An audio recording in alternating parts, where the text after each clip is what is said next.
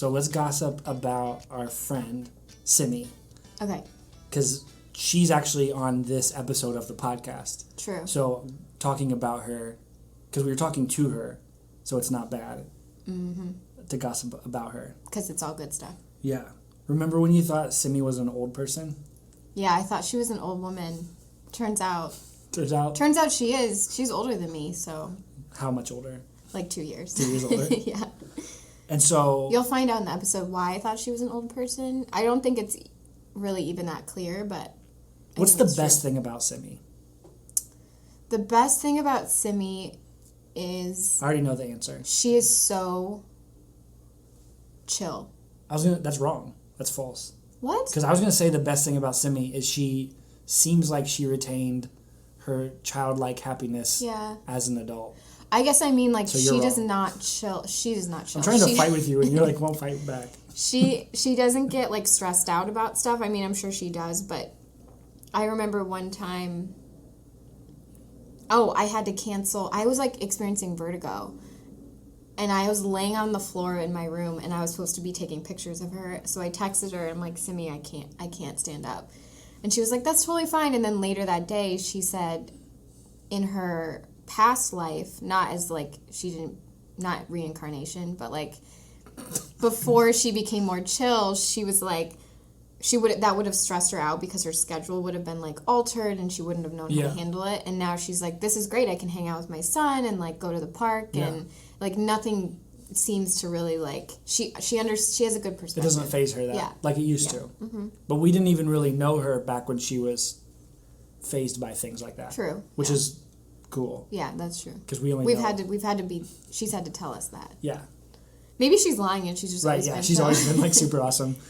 Well, and we really love Simi because we also really love her husband and her son and her sister. Tim is the best. Yeah.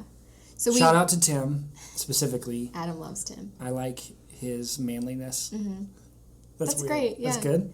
Tim is great. Yep. Simi's great. And little baby Osh is great. Yep. So in this episode, we talked to Simi a lot about following her intuition, like how she chose to prioritize things, other things that she chose to basically, like, ignore and not worry about, which I think is great. I think I remember talking to her, and as we've had more people listen to the podcast, I can turn into this person where I'm, like, refreshing the stats to look at the stats a lot. And she talked about not paying attention to stats on her blog because it just put her in a good headspace. I felt it was a cool thing to hear. Yep. It was a good reminder.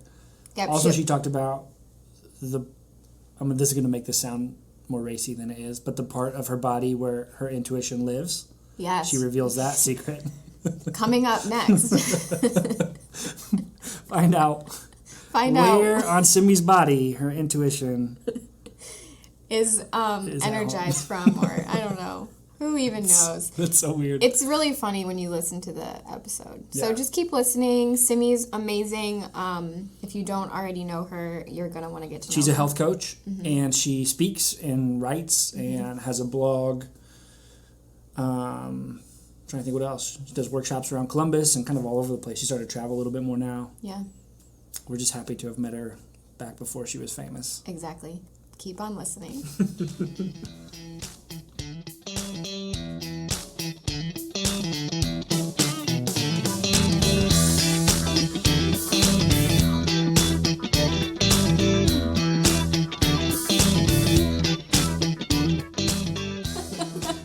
Simi.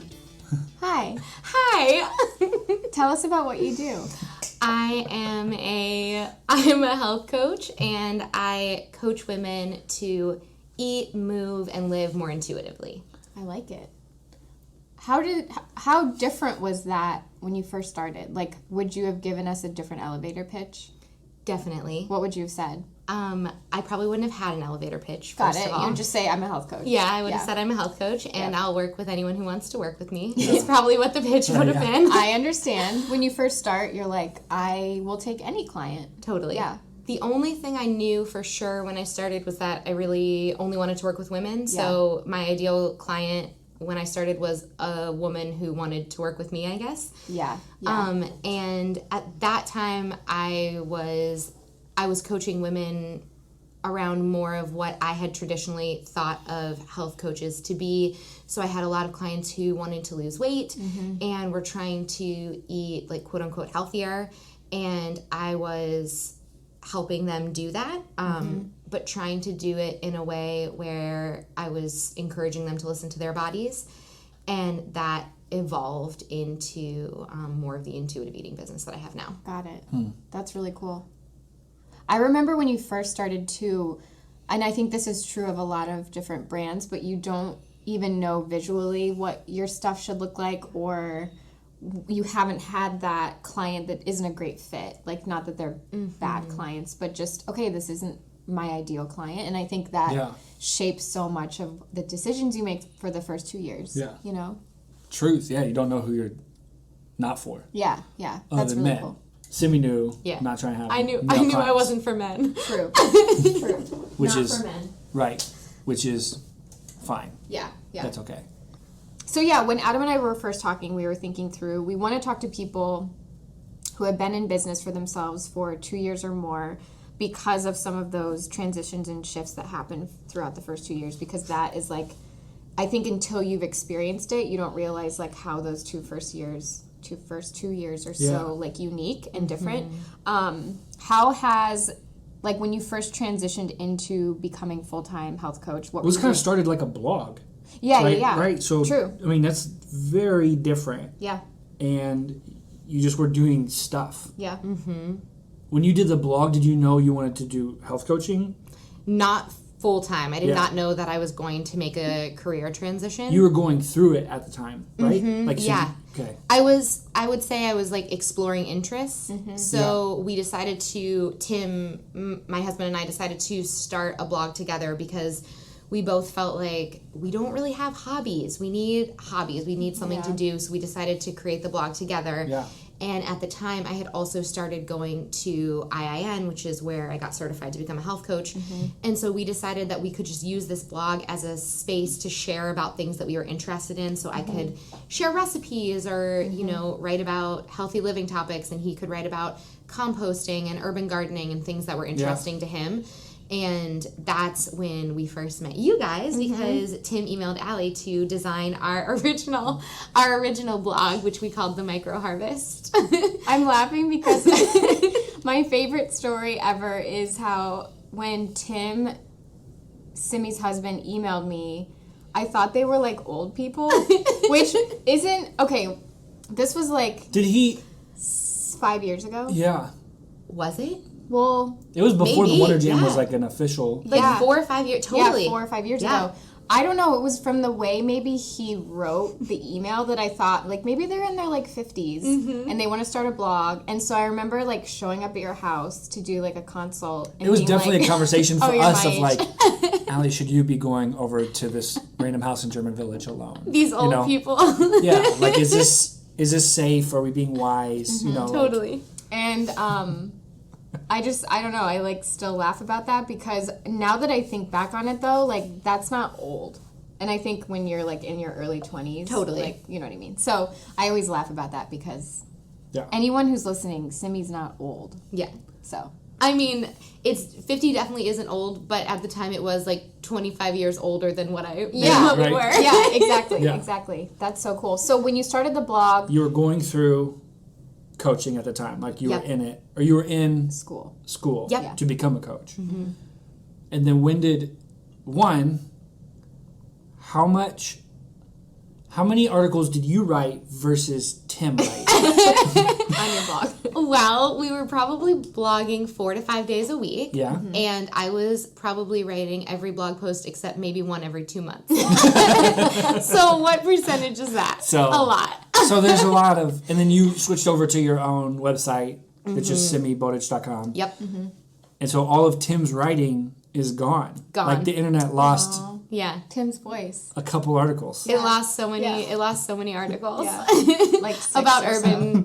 urban gardening and Yeah. composting. Did the blog like bring about new projects in your life though? Like not maybe Tim wasn't writing stuff, but were you doing new things or were you talking about stuff you were already doing on your blog, would you say? I think both. I I feel like the blog kind of operated almost like Instagram does now, Yeah. where it's not that we necessarily like changed our lives because of it, but it elevated like moments that were already happening in our life. Yeah. So all of a sudden it's like with Instagram, yeah, I'm going to drink this cup of coffee, but suddenly like I'm being thoughtful about like making it look pretty and like wanting to share it. Yeah. And I feel like that's how the blog was. Like we were doing these things and we had these projects that we wanted to do to our home at the time and these smoothies that I wanted to make, but suddenly it got to become like a creative outlet. Yeah. And so it was just like elevating simple moments or projects that we would do anyways. Or like documenting that's really cool. stuff. And I think I love you guys did this. We did this also, but you weren't even full time into it.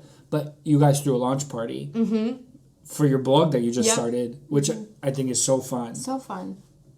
And it was such like, and it was friends, right? Like, so it was an excuse to throw a party. But also, you guys did some very serious, hiring us was part of it. Yeah. Like, you guys you treated it very seriously. Yeah. Which I think it's easy. We watch a lot of people struggle with, oh, this isn't like a real thing yet. Like, this isn't really what I'm doing. Or, we just did a workshop about having a side hustle and finding ways to invest into it. And one of the things we say frequently to that audience is just like, don't talk about your full-time job. Like, you don't have to tell everybody you're a barista at a coffee shop you don't care about, or that you're a HR person at some company. Like, talk about your passion and side projects, and you guys really took that on with the blog for sure. But that became the thing people knew about you. Yeah. They didn't know that you were a lawyer, you know. Yeah, what was the like how much time passed between starting at IIN or thinking about going back to school and actually quitting and starting your own business full time? So IIN was a year-long program, and after I graduated from there, my transition period was 6 months. So I guess I did them both part-time for 6 months until I went full-time with my business. Got I guess a year and a half from when I started. Yeah. That's amazing. Do you look back on it and That's think, so quick. Yeah. But I'm sure in the time you feel like you're being patient. Totally. But also it's very fast looking back now. Right. Yeah. Well, you guys know me and know that like patience is definitely not, I wouldn't say that's like a strong part of my personality. So I feel like a year and a half for me it felt so long and so slow, and it felt like a constant struggle to like, set myself up to take a calculated and supported risk to switch over. Yeah. But yeah, in hindsight, it's like, oh, that did happen quickly, and it happened right when it was supposed to. Yeah. But in the moment, it felt like it was dragging on. Right. Yeah. It's so hard to think through. Like, would I be happy with my progress a year from now versus I want to get this done this week? Totally. And to have patience in both of those ways. Yeah. What?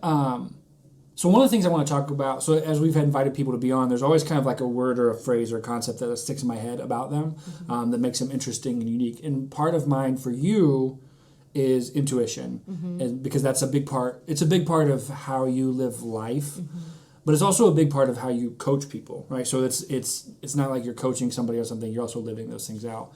And so I would love, even if you could, just talk about that a little bit as far as from the beginning of your story, like.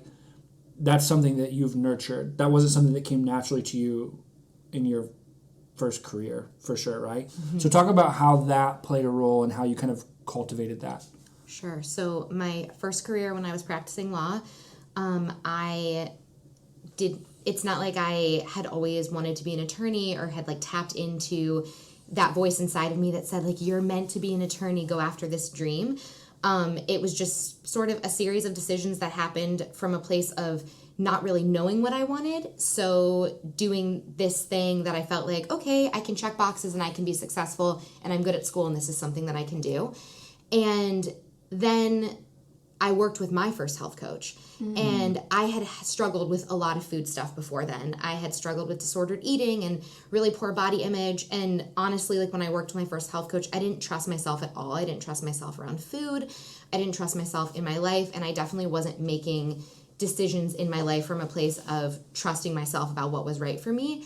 And she's the first person who helped me start to trust myself and start to listen to like, what is fun for you? What brings you joy? And that was my first time of even like remotely connecting with my intuition. Just if I didn't have to do things, if I wasn't putting a bunch of shoulds or rules on myself, what would I do? And that was the first time of experiencing that. And through that process, I ended up deciding that I could explore passions, which is why I went to IIN, started the blog. And then I started to realize that when I listened to that voice inside of me and did those things and executed on those things, it felt so much more fulfilling than when I didn't. Yeah. That's so cool. So really the health coach that you worked with before ever considering even going back to school to do health coaching was like a huge, one of the first few times where you realized that was, did you feel that tension in that health coaching relationship? Like, were you talking about that stuff? Yeah, I think, that's a good question. I was Yeah. and more questions. Let's just give her like 8 questions. Yeah. That's like our tactic to confuse people who are guests on the podcast. But was that the first time where did you go into the health coaching relationship saying like, I want to work on this, or did that come up through the coaching relationship? It totally came up through the coaching relationship, and I still look at working with Amy, who was my coach, as like one of the biggest like pivot moments of my entire life. And I mean, we would sit in these health coaching sessions and I would just cry about how unhappy and how unfulfilled I was, and how I couldn't experience joy, even though from the outside my life like might have looked like it was really good. I just wasn't able to be present to feel any of it. And so obviously career came up a lot in that. And she just really encouraged me to explore like what I was passionate about, which at the time I had no idea about. What brought me joy, what felt good. And I really had never looked at life from that place before. And so in doing that, and in doing that in my relationship with food and learning to trust myself more around food and hearing that internal voice around food, it sort of then expanded to the whole rest of my life. And so all of a sudden I could hear my voice, my intuition a lot more clearly at work, like, you're not happy here. This isn't like what you're meant to be doing. That feel like that voice is probably strong now, but when it was weak and just like a little toddler baby voice, where did you pay it? What was that like? Like on a given day, you're learning to just start to hear a thing that, like a whisper of a thing that now is very strong, and you can be like, this feels weird, and I need to like take care of this. Where did you find that? I imagine somebody listening not thinking about their life that way at all. I think you introduce, not that you didn't invent intuition or the concept of it, but I think the way you talk about it is maybe a little bit more practical. And so I would love if somebody was listening to this to be like, oh, this is where that's happening. I didn't know that was intuition. I didn't know what that was. Well, I think if you're not in touch with your intuition, then what you're probably hearing is almost like the opposite of intuition, the external pressure and the external noise. So for me in the beginning, it was just recognizing the external noise and letting that be a trigger to kind of quiet that. So anytime I heard should or shouldn't, those were like big trigger words for me. I would say, okay, I need to like pause in this moment and just give myself some space in this moment away from this noise. And almost like I literally would imagine turning down the volume on that noise and then turning up the noise on what was inside of me and saying, if I didn't feel like I should do something or shouldn't do something, or if I knew I wouldn't like let anyone down or disappoint anyone or be rejected, like what would I like to try to do in this situation, or what would I like to try to experience in this situation? And that was really powerful for me in the beginning, was noticing the opposite of intuition, turning down that volume, and then turning up the volume on like what might be possible if that wasn't the noise. Well, so this is so interesting because it reminds me of when I did coaching with Chris, who was on our first episode. 2 different things. One would be turning up the volume or turning down the volume on some of your strengths as a leader or a manager. But then also from a personal standpoint, there were a lot of times where he worked with me on taking a moment when you're like angry and like either physically excusing yourself for a minute to like find that like quiet. And that's what it reminds me of so much. And it's like taking yourself out of some situation and being like, okay, I normally would do this, so I'm going to actually try to do the opposite, So I think what you normally feel like you should do can sometimes like trick you into thinking that's your intuition, but it's not. Totally. You can think like, well, that must be what I should do. But it's more of like a bad habit or a lie, Yeah. Being like less reactive. Yeah. which has been key for me. For me, I started, that concept became crystal when I started thinking of being selfish. Like, I think I was raised always to do things for other people. And I think for me, starting to figure out doing things for yourself is a little bit turning that knob up, or turning that volume up. So even things like just being selfish in my time. When I wake up in the morning, what do I want to do? And some days I'm like, I want to make three different. This morning I made coffee. Three different coffees like the same way, and then taste the difference between them, because was what I felt like doing this morning. I spent a lot of time doing that. It didn't take care of anybody, didn't help anyone. It was just for me, and it was fun. Mm-hmm. And that becomes very important to me in a dumb way. As I say here now, and I say, testing coffees in the morning is like what I want to do when I wake up. That sounds very selfish and stupid and like a waste of time. But when I can do it in those moments, I start to pay attention to myself in other places that are maybe more meaningful. And I would almost argue that doing those things actually does allow you to serve other people more. Yeah. Because when you are in touch with what you need and you're taking care of your needs and you're showing up, with a lot of passion and feeling really fulfilled in life, and you're excited about things and you are like the best, most authentic version of yourself, how much better are you going to be able to connect with other people? How much better are you going to be able to deliver authentic work and share an authentic message and all? I mean, I just feel like connecting with my intuition has allowed me to be so much more authentic in my life and in my relationships and in my work. And I feel like the world is a better place because I'm putting out authentic stuff. Yeah. Yeah.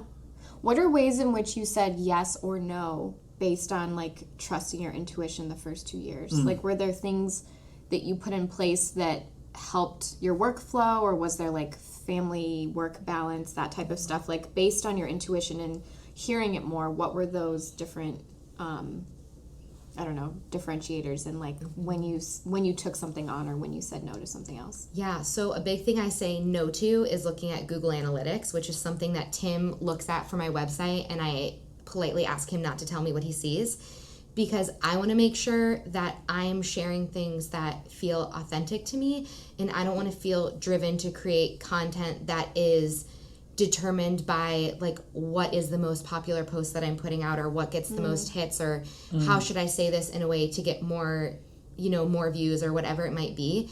And so for me, that's something that feels really important, is to not like hyper focus or get distracted by numbers. Yeah. I'm not saying that's how other people should run their business at all, but for me it's really important.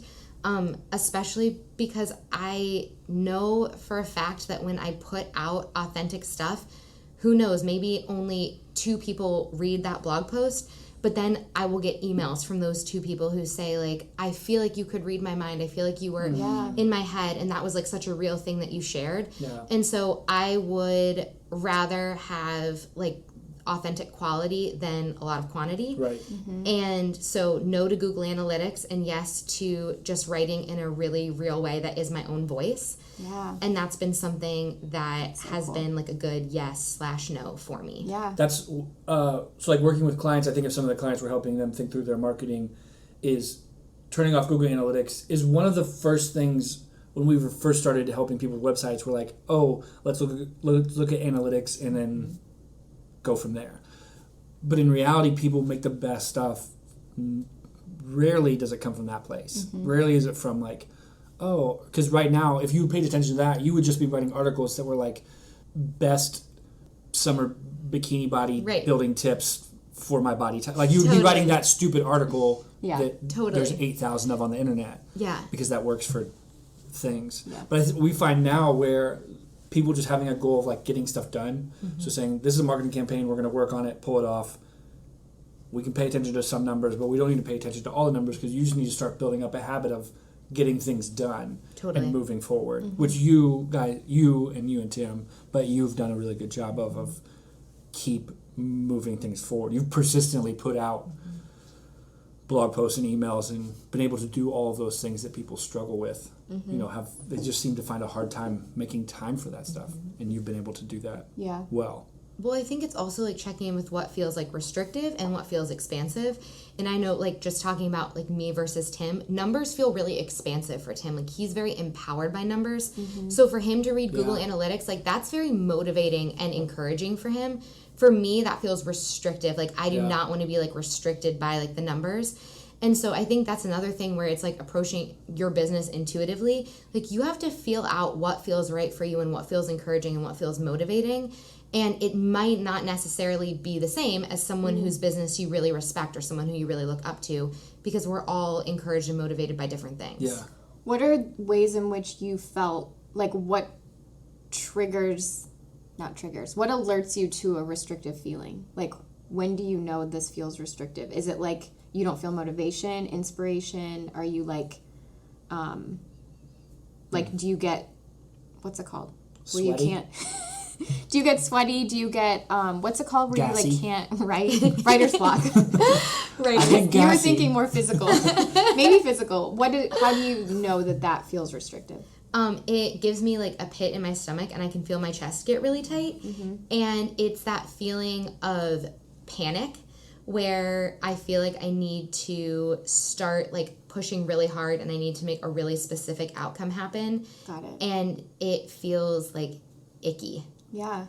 So It's and the it worst can- feeling. Yeah, totally. Yeah. It's just like, where you feel like you almost have to like sell yourself or be someone who you might not like naturally be to make something happen. And I feel like I already had a career where I felt like that every single day, where I felt like I had to be someone who I wasn't naturally.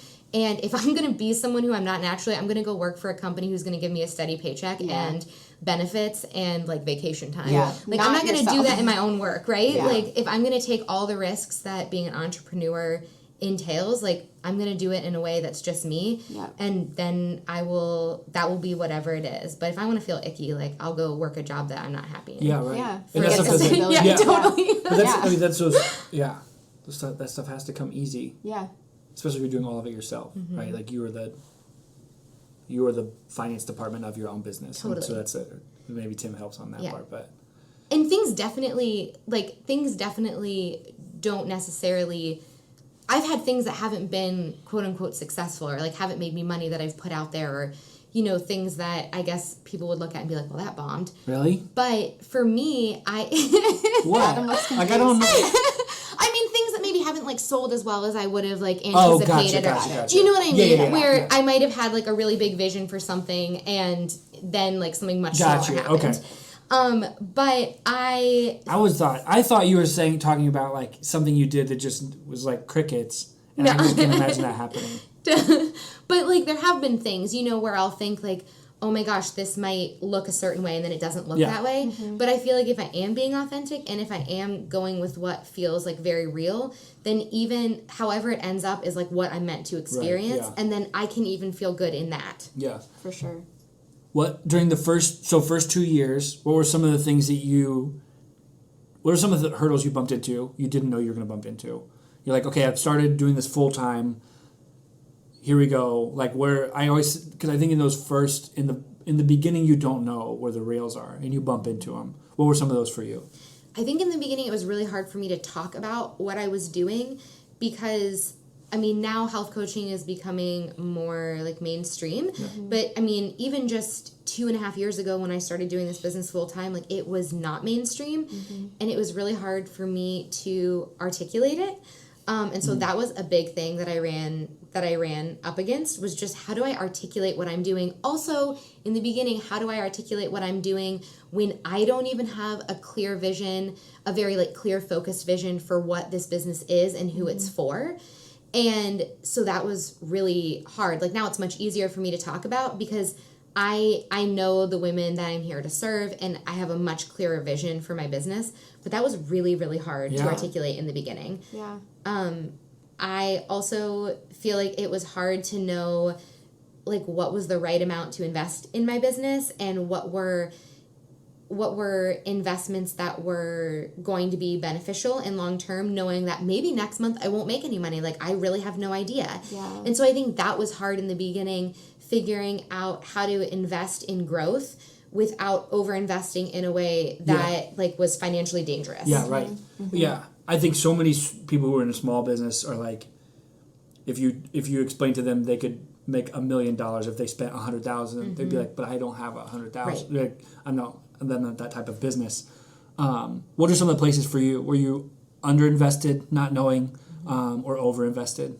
Like, what are some of those places where you're like, oh man, I wish I would have put more into this, or if I knew what I knew now, you know? Yeah, I mean, under investing, I think that trying to think of where I wouldn't say that under investing is necessarily like an issue that I've had. I feel like I've invested in the things that I needed to, like areas where I needed help. Two like really great investments that I've made. Like I'm always working with my own coach. I feel like that's really important. For me, I can only take my clients as far as I am, so I feel like I constantly need to be like pushing myself and growing. And another great investment, like just to plug the Wonder Jam, has been like working with you guys, because there are so many things in terms of like my website and like logos and, you know, turning my business into a brand that I feel really passionately about. Those are not skills that I have. Yeah. And so I feel like if I hadn't done those things, that would have been a big area that I would have underinvested in, because I feel like my message wouldn't have been really clear. Yeah. That was the answer. Thanks for being on the podcast. That was all we needed. We're just trying to get that soundbite. What is your biggest weakness? My biggest weakness is that I just work too hard. I try. Like, it was like one of those answers. I never go home. Totally. I work all the time. I work all but the also, time. I mean, because of knowing you and Tim, Tim brings a whole bunch of skills to your business that if you weren't with Tim, you would have go hire a different person to help you with some of that stuff, right? Totally. And so I think that's one of the things that, in people who are getting started, you know, there's some things that you can learn. There's some things you have to learn on your own. Like, you have to figure out, what do I legally need to understand to be a health coach or call myself a health coach? And why am I not a dietitian? And why am I, you know, all of those things you have to learn. How do I pay taxes? Like, there's those basic things you can't outsource. Like, you have to understand stuff. Yeah. But I think some of that is, I watch so many people try and like cover up all of their own weaknesses, and it doesn't allow them to do the thing that they're really dang good at, especially for a one-person business, because you don't have infinite amounts of time. Totally. And you like to spend time with your husband and kid and friends, and so that's you're balancing a whole bunch. Well, I would say too, so I think it all actually is tied together in that your intuition makes you a great client. Like, you're a great client of ours because I think you know what you want and you trust yourself. I think a lot of doubt comes into people's lives when they're like, I don't know, is this what I want to be? And it's natural in the first 2 years. Like, it would have been easy for you, Simi, to be like, well, I've changed, and so now my website that I first started with doesn't work, so that's a failure. But really, it was an evolution, and it was being okay with changing. Like, we've changed our website probably 3 times or maybe more, but it's not a failure. It's like growth. It's like you don't wear the same shoes your whole life. You like have to buy new shoes. Yeah, right. Well, I haven't had to really. My feet have stayed the same size since like I was 9 or something. But you know, it's For just. real? I think so. Oh shoot! I mean, the styles are back by now. I know. I'm wearing my jellies. I love it. But yeah, I think that overall, I'm laughing to myself now because I found this like old jean jacket that I literally got when I was 4, and it almost still fits. I mean, it was huge on me then, but anyways, I think that that's something that if anyone who's listening wants to work with someone to sort of outsource those areas, whether it's design or accounting, like when you know, like, oh, I trust myself, I think that you only are easier and more fun to work with. Yeah.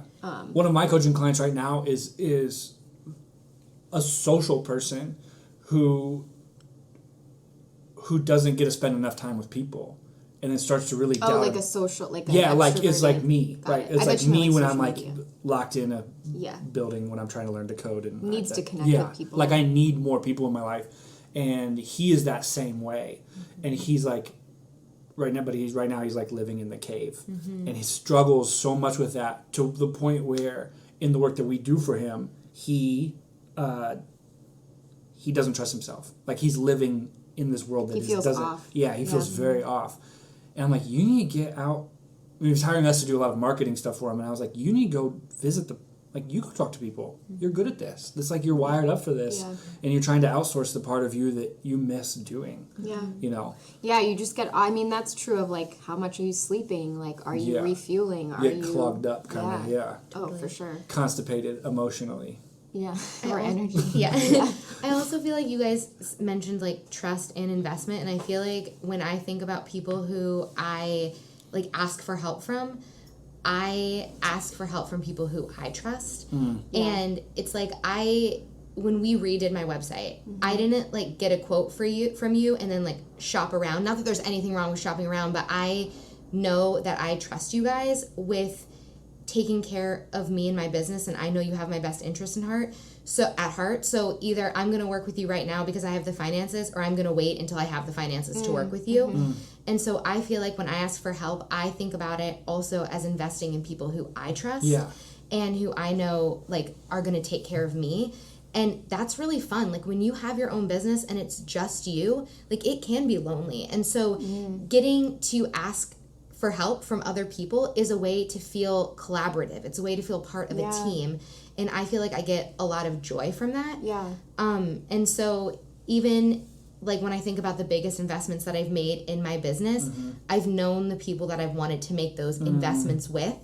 And that's felt really good. And even if I couldn't do it in that exact moment, I knew that was something that I wanted to save up to do because those were people who I wanted to connect with and collaborate with. Yeah. And that's been like really, really fun for me and a really great way to feel supported in what can sometimes be a lonely one-person business. That's really cool. I remember even talking to one of our clients, Taylor, like 2 years ago or a year and a half ago.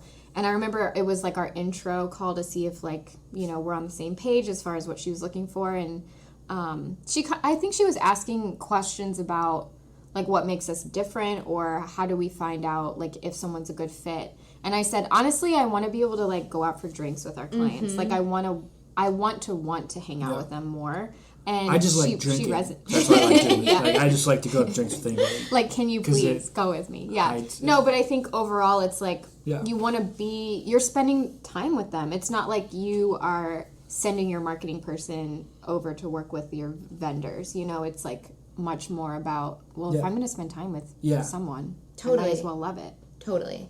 And like your business is totally a baby. It's like you care so much about it. You are like nurturing it and growing it. And I don't know, like when I think about my human baby, I want to treat him the best way that I possibly can. I want to love and nurture him and like fill him with all the good stuff so that he has like the best chance of possible of like thriving and growing. And I feel that same way about my business. Right. And so anything that I do for it or feed to it or give it or however I support it, like I want to do that in the way that I feel is going to give it the best chance of possible of growing into like what it's meant to be. Yeah. I think sometimes it's easy to just like get things done and move forward. But then when you sit down and think about like how am I doing am I excited about the way I'm investing in this business? A lot of times you realize those places where you're like, oh my gosh, I haven't invested in this the way I want to. Wait, so how many years have you been doing this? Full-time 2.5. Okay. How, so then like, I guess 3 years total with like the part-time and then 2.5 Yeah. full-time. Oh, for sure. I was thinking while you were talking just about when you started, you didn't have Osh, which is your human baby. I was going to do this question too. Really? Yeah. How has that been different? Because you sort of ended your second year with being pregnant and having a child. You're asking this question way better than I was going to. Also, you have like a little bit of makeup on your face. Oh my gosh, thank you. Is it gone? I don't know. You can look on your phone. No, it's fine. I don't care.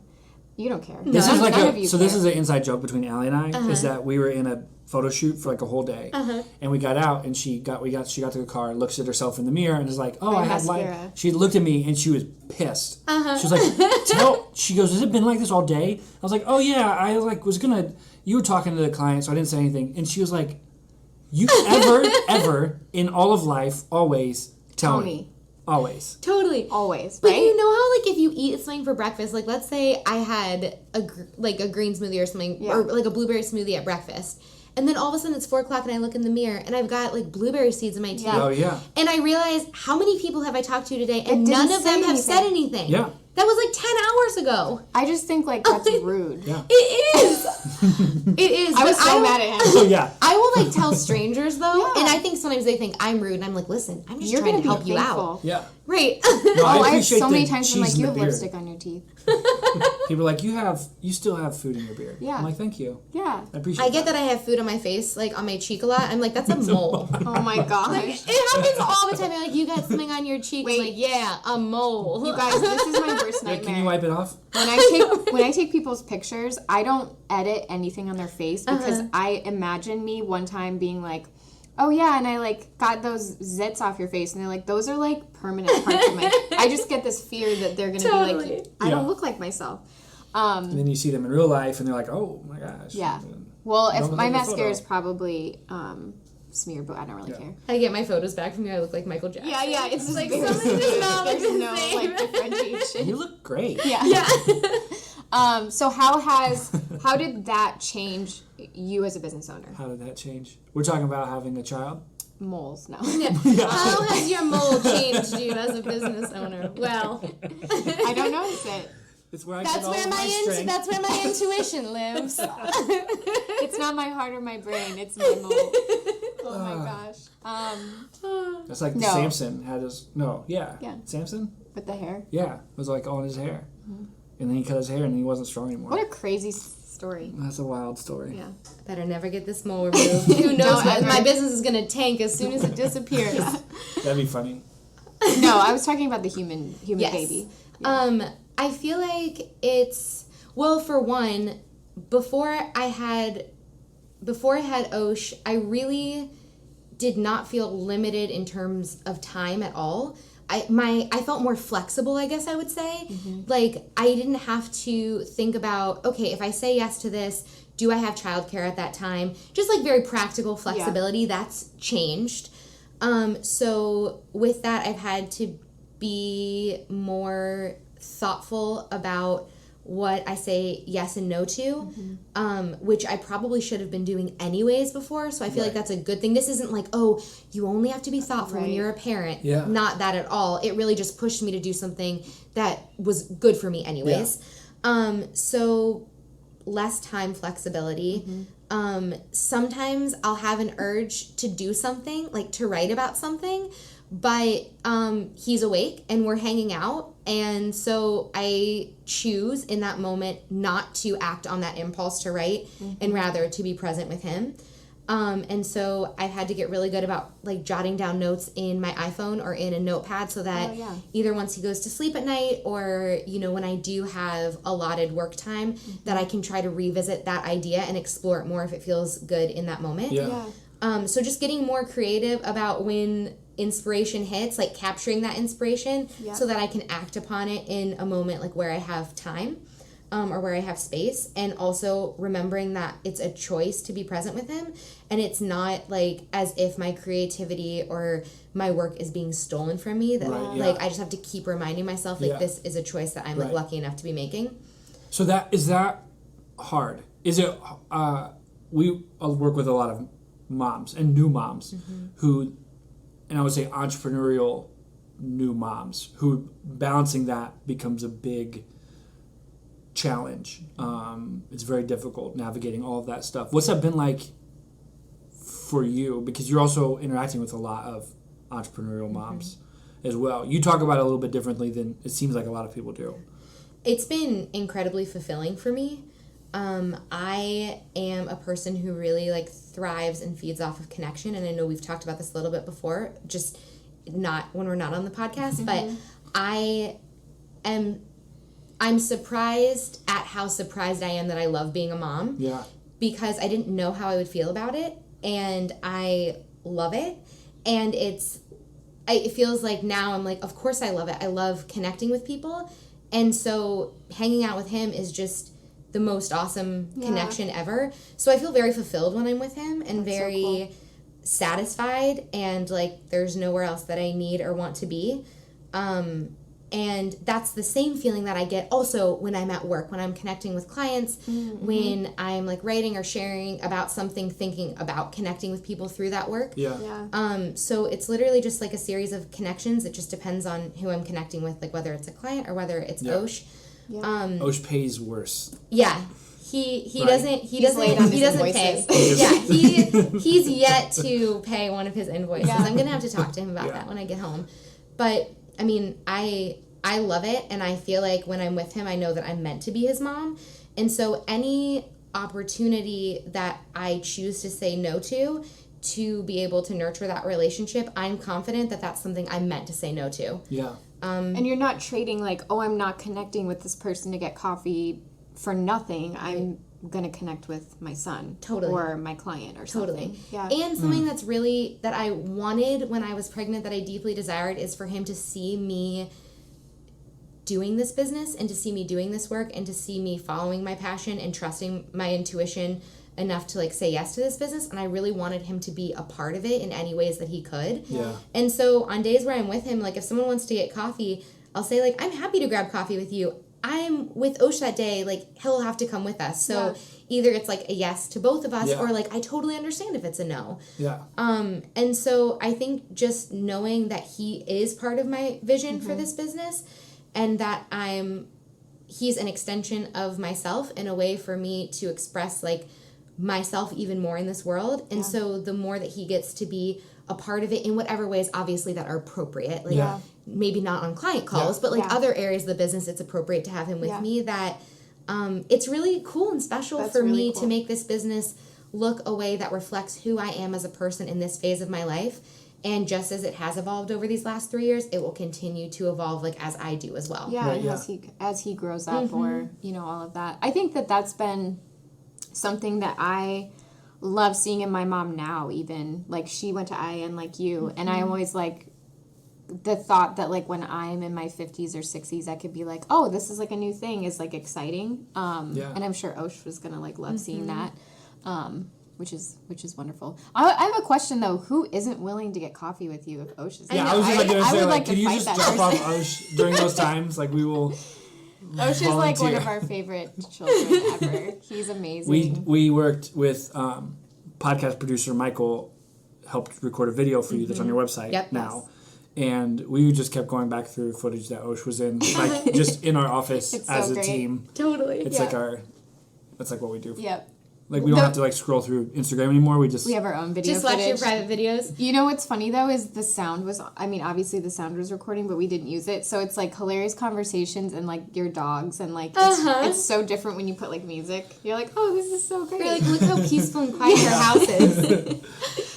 I do feel like, though, like a lot of the work that I do with women around food, like I actually don't care that much about food, but I care about women feeling comfortable and safe and nourished and at ease in their relationship with food so that they can be free to show up in the rest of their lives. Yeah.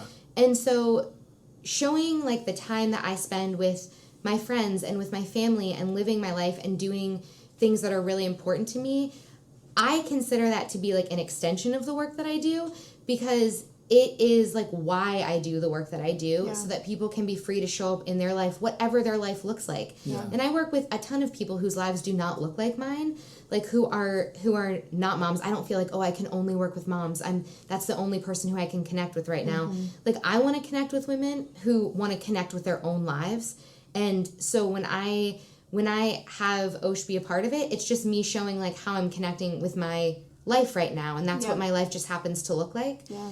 And my like biggest hope for him, like as his mom, is that he would be himself, that he would feel like safe and confident to be himself. And so it's like, well, I have to show up feeling confident in myself too, so that he can know like what that looks like, even though it will look different for him. Yeah. Because if you don't, I've realized like my coffee story of testing weird stuff is that if I don't do that stuff, that selfish stuff, and I mean selfish and I'm happy with that. Totally. Way. If I don't do that selfish stuff, it ends up coming out on projects or clients or work or team where I'm like, I need to have more of my own input somewhere. That was one of the things We've had conversations about that's that. one of the things the coffee business has taught me is just oh, like when I go a place and have my own voice, I can just help a client. I can just show up and be helpful. And I don't feel like, oh, I need to like put my brand or my stamp on this or my like dumping my own neediness onto other people. And Osha isn't going to grow up to be free to be himself if you're dumping your personal garbage on him. Totally. Right? Which can sometimes happen in those relationships. Yeah, like if I'm like using him for validation. Yeah, right. Or my clients, right? Yeah. Like it's not their job to validate me, and it's Right. not like his job as my kid to validate me either. Right. But he needs to become a professional athlete. Right. Oh. But like he needs to do that. What? Right? Why? And like he needs to be valedictorian and a pro athlete. Oh yeah. Osha, if you're listening, please Yes. get on it. Get on it. Why are you not Gosh, the practicing? King of England. Why are you not? Yes. Why are Make you that not happen. practicing? Oh my gosh. The next Princess Diana. Yeah. We. Oh, what are you? No, you go. I'm excited to see where. Are we synced up? Well, I was gonna ask you. Oh shoot! I just lost it. I think I was gonna go a different direction entirely. You can ask the mole what you were going to ask if you want intuition. to. Yeah. Simi's intuition. Talk to the mole. It might have answers for you. What You should I brand it as ask? something. Mole tuition. Mole tuition. Guys, we need a brand refresh. I'm going to out there. trademark Hashtag something. mole tuition. Oh my gosh. Prepare the brand refresh. I want people to like misinterpret it as like mole sauce, and then just be like, "Wait, what?" Man, props to you for like. Oh my gosh.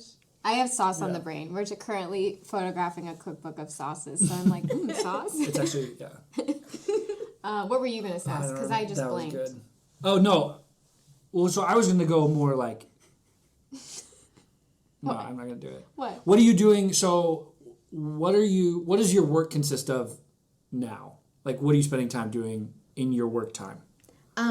So I would say 3 things that I'm really focusing on right now. My one-on-one clients, building Finally Free program, a virtual group intuitive eating program, and also writing. Cool. Okay. So those are the 3 avenues, like writing / speaking, I guess. Okay. Gotcha. Yeah. And you've just done some of that. Yeah. Speaking is like a new thing. Yeah, speaking You're doing it. is a new thing for Yeah. me that I really wanted to focus on that this year. Yeah. In 2017, I wanted to do more writing and speaking, and that feels really great. It's cool. Good. I just love the idea that when you speak to a group, it means you get to connect with so many people all at once, and that Yeah. feels really fun and special. And to Yeah. know that like in a group you can give a talk and different people will hear different things based on like what they need to receive at that moment. And so I'm Like excited. to burn your underwire bras. Yeah, totally. That's your anthem. Totally. Right. Yeah. Yes. Simi did an event at our space and talked about when she stopped being a lawyer and started working for herself full time. She burned all her bras that had wires in them, like underwires, which like we had people that were like, that totally, I want We to had do a client that. who signed up for coaching with me. Was like that was her thing. She's like, I want to burn my I'm bras. ready to burn my bras. Yeah. I love And I it was so like, much. Yeah. Come talk to me. Because it was like some I'm like the off burn the your I bra mean, guy. it was true. Yeah. But like an off the cuff Yeah, like Yeah. comment. But and that then- person left with like that being the new flag to carry. Totally. And it's a great place to be in when you don't have to wear wires in your bras. Totally. It's great. Yes. Yeah.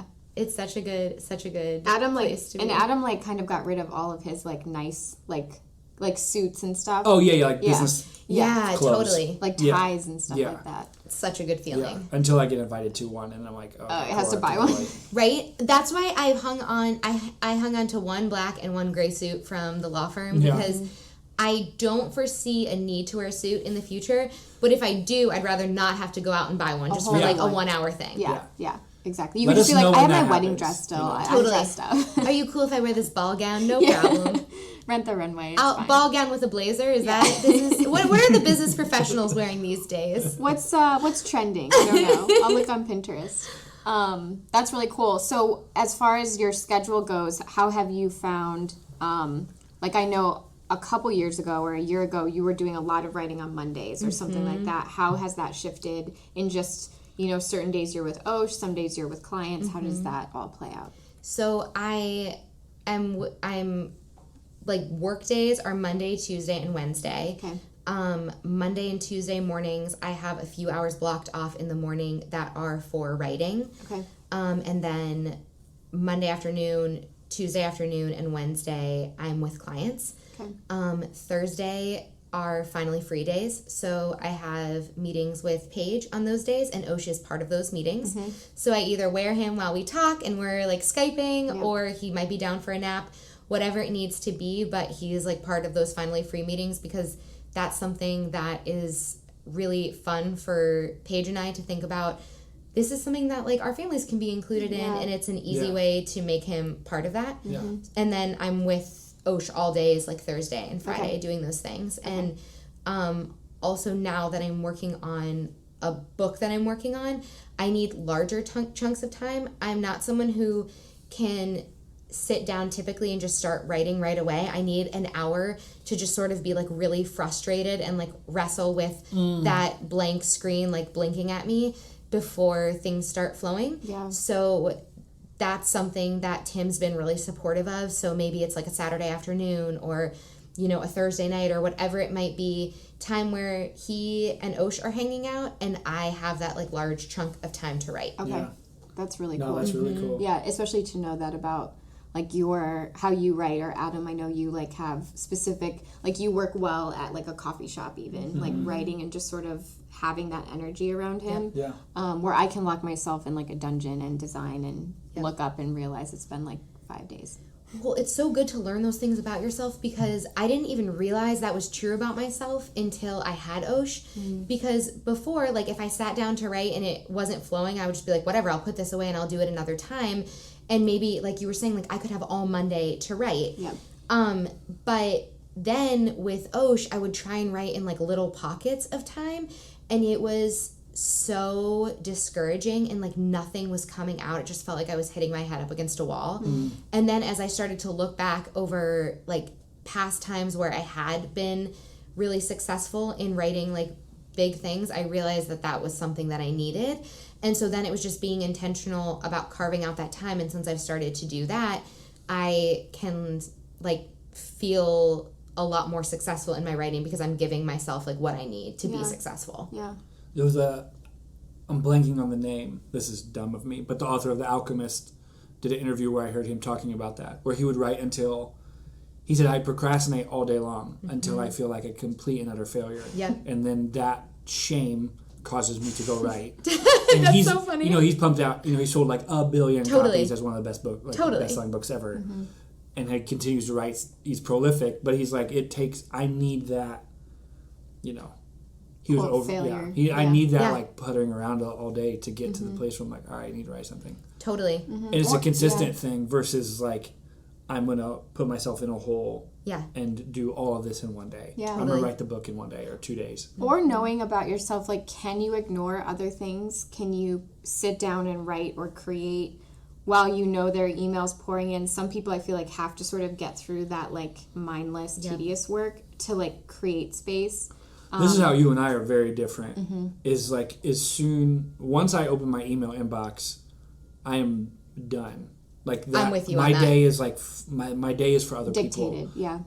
At that point, like the moment I open Instagram or Twitter on my phone, like my day for like myself or whatever intention I have is over. And Allie is the opposite. Like she needs those things checked off, and then she can go jam. I even can I can pretty easily check off like emails read and not really like dwell on it. Like today we had a client whose site was having issues, and I had to focus on like the cookbook shoot, and I was, you know, very understanding that it was happening, but also like I am not going to help either project well if I tried to multitask in that moment. You're really good at ignoring people. I can ignore people, So while good. still being aware. I think I'm still very like in tune with like, okay, this is happening, and you know, like you feel you're a very thoughtful and professional person, but still ignoring you. Totally. I mean, for sure do that. But also that's how I feel like that's part of why you can be so thoughtful and professional, is because you weren't just ignoring them because you didn't feel like dealing with it. You were ignoring that one issue because you had something that needed your attention today,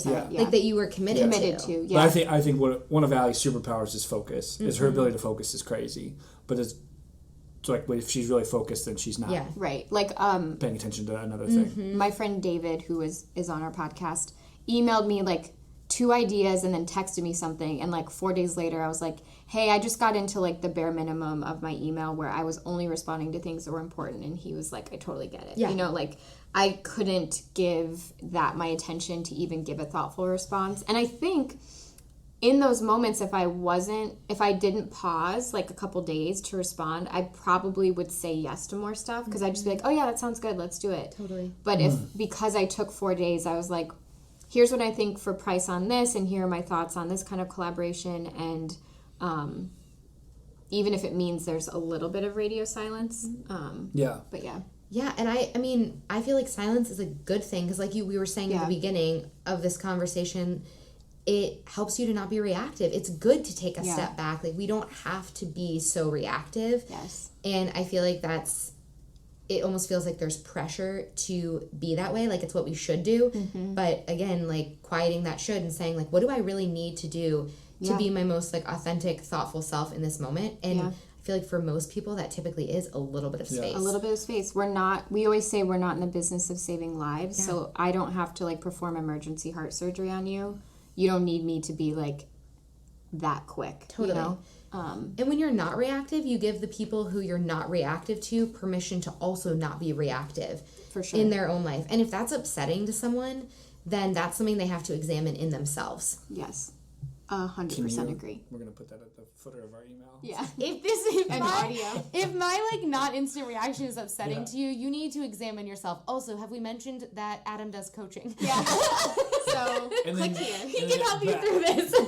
But like, Adam's coaching doesn't work unless you do Simis first. Like, it's like you have to get I think that only makes me like, it confirms or affirms, I don't know, the fact that I think a great client to different people would require them to hire a lot of your inner circle. Like, there have been times where we're like, I think our ideal client would work with Simi and our financial advisor and work out like regularly and eat well. You know, it's like this holistic, like, Adam talking about his selfish moment of making coffee only makes him a better boss or a better coworker.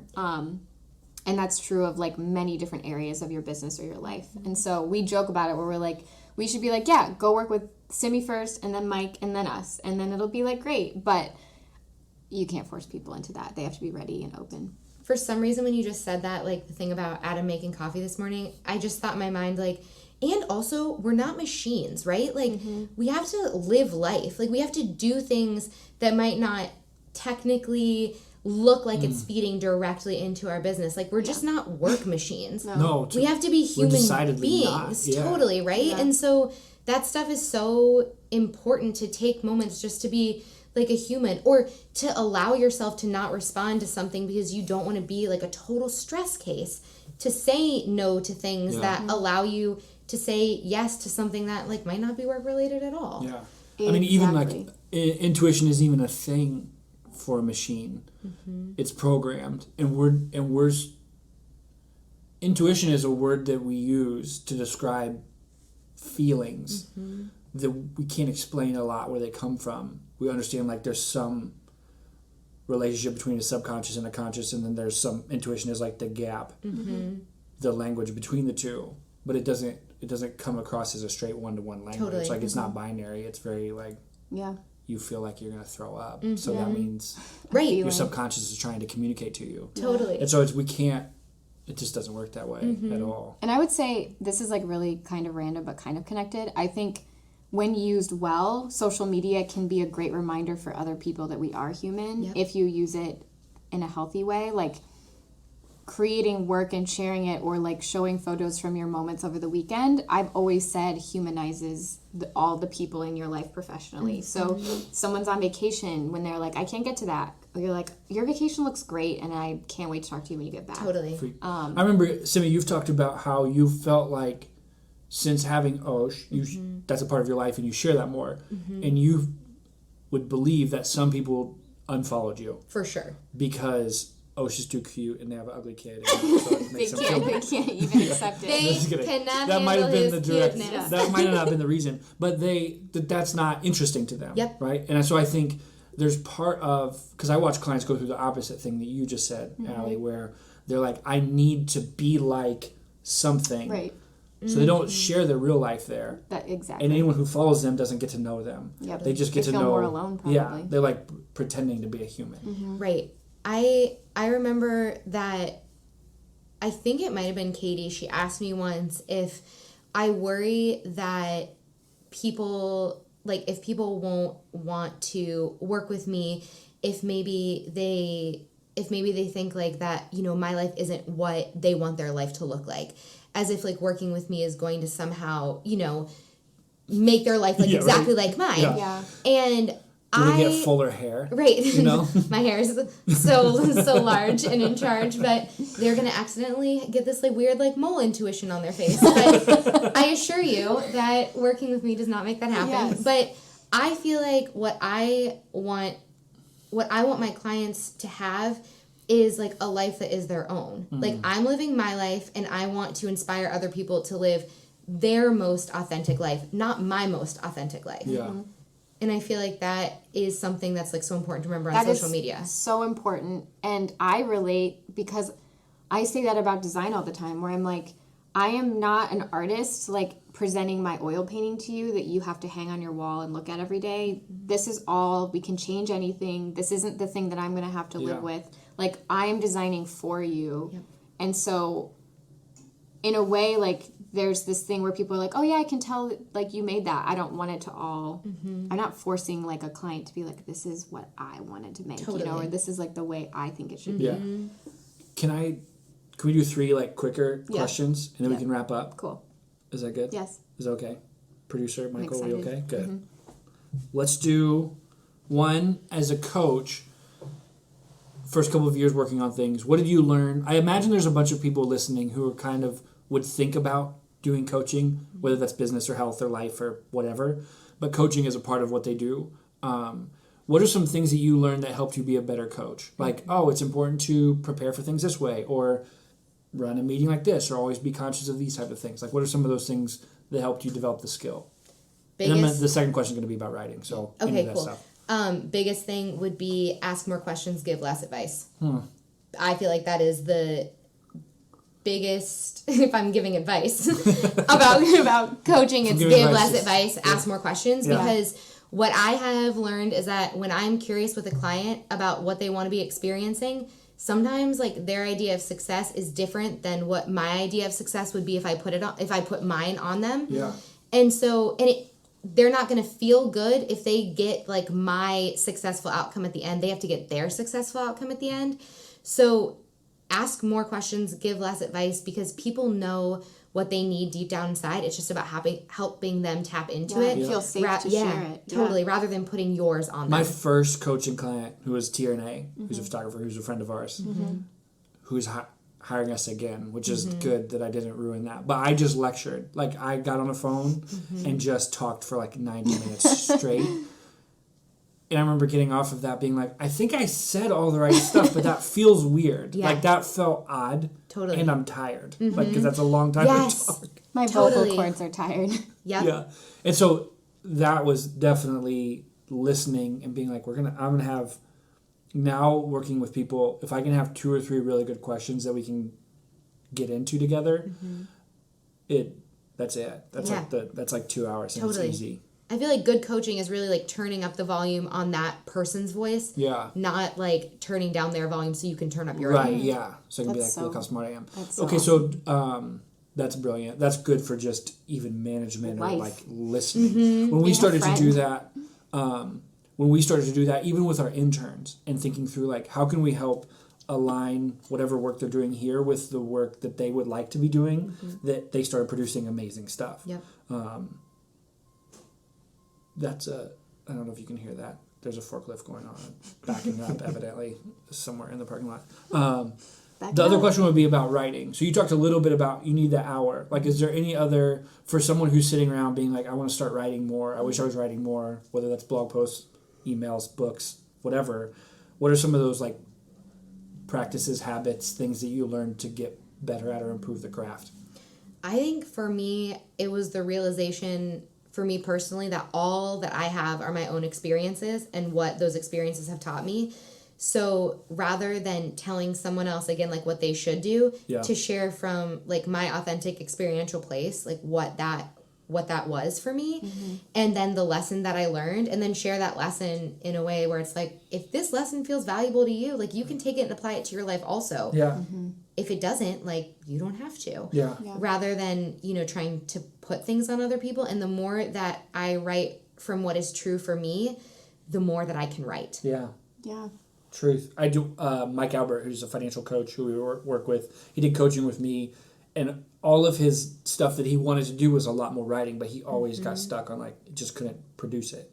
And he just started becoming prolific at writing because he started almost putting himself into experiments and then writing about them. And I go, dude, what? Something just unlocked. Yep. And he said I had to write about my own experience, not just become like a thought leader generically. Totally. And just say like, oh yeah, everyone should do what I say. Yep. But I had to go live something and then describe what I lived. Yeah. Well, I don't want to say like there's no original thought anymore, because I'm sure someone somewhere is having original thoughts.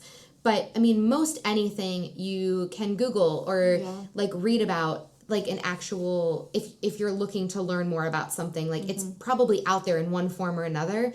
So I feel like when I'm writing, the only thing that I am like adding or contributing is my own like perception and experience and how I've like felt or noticed something. It's not necessarily that I'm putting out like some brand new idea that no one's ever written about before. I'm just writing about it in my own voice. So it's like, if I'm not writing in my own voice, like why am I writing? Yeah. And I think if you look at the people who had original ideas or did amazing stuff, it was all intuition to them. They experienced it that way. It wasn't like,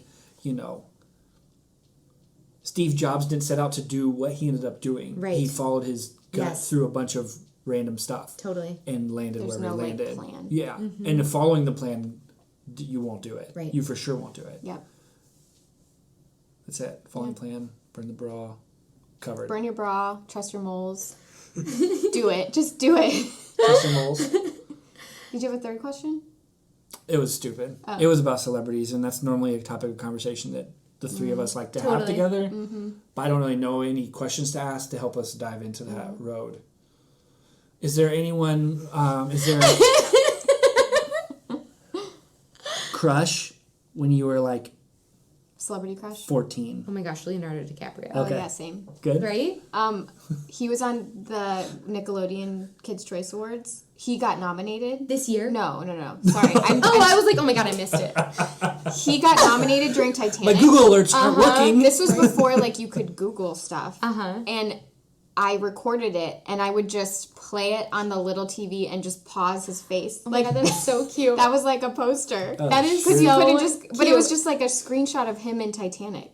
It was literally him just, like, paused on a TV, and I was just like, yes. That is so cute. Do we have time for a really quick embarrassing story? Yes. Yeah. Okay, Always. so my mom like once caught me. their bedroom, like it had this little like This is like not going Caught where you you. guys think it is. No, I like... Imagine what you think happens. Thanks for listening. they had this little like sitting area off of their bedroom, and I was like sitting on the couch like interviewing I was like playing interviewer and myself as if I was Leonardo DiCaprio's girlfriend, and my mom like watched the whole thing unfold, and I was like, so what's the best part about being my Leonardo gosh. DiCaprio's girlfriend? And then I would say like he's just like the best kisser. Like I just like love how he kisses me. And then I like my mom caught this entire thing, and it was the most like one of the most mortifying moments of my entire life. Oh, yeah. It was strong. Leo was strong, though. Right? It was, like, different than The JTT. force was strong with him. Because when you're young... Well, also probably was your age, too. yeah, Right? like when you're, like, 8, 9, and you're like, oh, JTT's so cute. When you're older, you're like, no, I, like, actually think I'm going to try to find him to date Totally. him. Yeah. Totally. Yes. And I loved him in Growing Pains. Like, it was, He was just so great in Growing yeah, Pains. so great. Because he was like the bad boy. Yeah. You're like, and he's still cute. Now he's, like... He's aging, you know? It's a little different. he's you can tell he enjoys life. He does. Yeah. He's living it. He lives life to the fullest. But I don't see the same thing in him that I No. used to. The hope of true love that like lived in It's his not eyes. going to happen. No. Yeah. Now I'm like, you're He's having not- a good time. He's not gonna give you the raft when the ship goes down. No. He's like, on to the next. Yeah. And he bought a way better ship, and he doesn't need Yes, the yeah. stupid one. His ship with probably other like could not even like sink. The celebrity crush that I'm still impressed looks like young still is Usher for me. Where I'm like, Usher, like I had a poster of you on the back of my door and you're like still singing. The same. Totally the same. Good job, Usher. Good job, Usher. Yeah. And didn't you like discover Justin Bieber? Yeah. Yeah. Maybe DiCaprio could call up Usher, get some tips. Get some tips. Yep. That's good. Yeah. I always thought I was going to marry the Olsen twins. Me and a high school friend. Both of them? Both of them? Yeah. Yeah. We each were going to marry an Olsen twin. Oh, okay. Did you have a preference? It was Because very... they're different. It was pretty... I'm going to say it's a pretty shallow motivation. Okay. Yeah. My first was Jennifer Love Hewitt, though. So that was Oh my gosh. That was a big deal for me. In Can't Hardly Wait, she wears this like angel shirt at the end, this shirt with an angel and like these high rise khakis, and I like wanted that outfit so badly, and I looked everywhere for that angel tee, like just so I could look like her. like I that. didn't, Yeah. but Could you imagine, though, like, because right now, if with the internet, could they just would just find be it. like, Yeah. this is the Outfit. 7 clicks on Amazon. totally. And you'd be like, this is the actual brand, Yes. the one that costs $150. But then you can buy this thing that's the exact same on From, like, Amazon for Forever like 21. I was in $6. like the Delia's catalog, like flipping looking. pages, trying We to had find. to like work for Yeah. sourcing outfits. Right. Which I is would why mark- I would fashion was earmark bad that. Yeah, back then. maybe, yeah. Because it's too much work. Yeah. I had this like raincoat from Limited 2 that had like big thick stripes of different colored gray, and I thought it was like so cool, and I had to have looked like it was horrible. Like I still remember this. It was like vinyl. I had so many American flag things from Limited too. Oh, yeah. That was like the real. I was like, Or look at big this. big corduroys. Totally. The thick corduroy. Oh man, it's kind of coming back. It though. is. It is coming back. Things I see where I'm like, I wore that in 8th grade. Yeah. It's too soon. I feel like I've seen Taylor Swift wearing like a similar American flag swimsuit that I once had at Limited too, but like looking much different on her like swan float. Yeah, exactly. Then I looked like going through pre-puberty, like not the same effect. Oh my gosh. So yeah, well, those were good times though. Yep.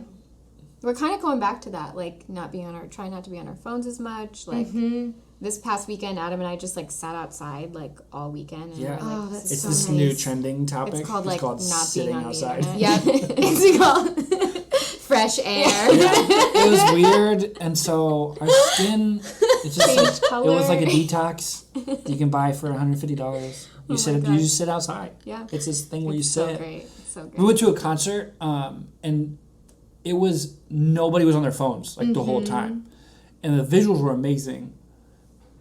But it was bizarre. Like we were sitting at it was at the Palace Theater in Columbus, and the whole time we're watching it, we both said this afterwards. We're like, it was kind of weird that people weren't on their phones to the point where you were like, oh, I want to take a picture of that, but no one's on their phones, and that's like People would just take a Totally. picture like really quick and put it away because it was so much more of like a performance. And it was Sigur Rós. I don't know how to say I it. avoided saying the name. 'cause Sigur Rós the- or Sigur Rós, but no one knows the lyrics because Yeah. they're like obscure. So Totally. it was awesome. Yeah, it was bizarre, and it was like I want to go to concerts and not have my phone. Like It feels so good to Like like nostalgic. leave. I actually lost my phone a few days ago, and I couldn't find it anywhere. I found it in the yard later, so I'm assuming like one of the dogs done got it that and like ran before. away with it. Yeah. But I was without my phone for 6 hours, and it was really wonderful and lovely. And also, then I was like out with Ocean. I'm like, I hope we don't have some kind of emergency like where I need to call someone. totally. Right. So there was that element to Kind of, it, but yeah. it was like so It's wonderful. So nice. I know. Yeah. Yeah. We used to. Yeah. On that note, thank you for listening to this podcast. Go lose your phone for like 6 hours. Go torch your phone. Yeah. Or do an outdoor detox. Yeah, just spend some time outside. But thanks for listening. Okay, goodbye. Okay. Good. Thanks for having me, guys. Yeah, thanks for being on. Good job, everyone.